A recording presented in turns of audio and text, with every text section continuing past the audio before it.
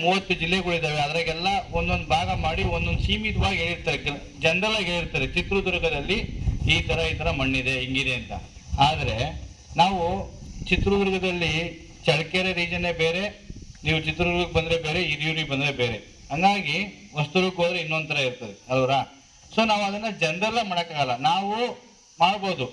ಈಗ ಫ್ರೀಯಾಗಿ ಮಾಡಿ ಅಂದಂಗೆ ಮೇಡಮ್ ನಿಮಗೆ ತುಂಬಾ ಚೆನ್ನಾಗಿ ಹೇಳಿದ್ರು ಆಯ್ತಾ. ಒಂದ್ಸರಿ ಒಂದು ಎಕ್ವಿಪ್ಮೆಂಟ್ ನಿಂತೋಗ್ಬಿಟ್ರೆ ಲಕ್ಷಾಂತರ ರೂಪಾಯಿ ಬರುತ್ತೆ, ಕೋಟ್ಯಾಂತರ ರೂಪಾಯಿ ಬರುತ್ತೆ. ಒಂದು ಎಕ್ವಿಪ್ಮೆಂಟ್ 4-5 ಕೋಟಿ ಇರ್ತವೆ. ಅದನ್ನು ಒಂದು ವರ್ಷ ದಿನ ಯೂಸ್ ಮಾಡಿದ್ಮೇಲೆ ಕೆಟ್ಟೋಗ್ತವೆ. ಮನೇಲಿ ಟಿವಿ, ಫ್ರಿಡ್ಜು ನೀವು ನೋಡಿರ್ತೀರ, ಅದೇ ರೀತಿ ಅವು ಕೋಟ್ಯಾಂತರ ರೂಪಾಯಿ ಎಕ್ವಿಪ್ಮೆಂಟ್ ಇರ್ತವೆ.